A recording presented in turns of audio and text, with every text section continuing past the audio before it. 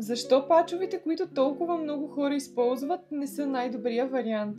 Пачовете използват лепило и съответно могат да раздразнят кожата при залепване и отлепване от нея, докато акне коректора се нанася с четка и няма такава опасност.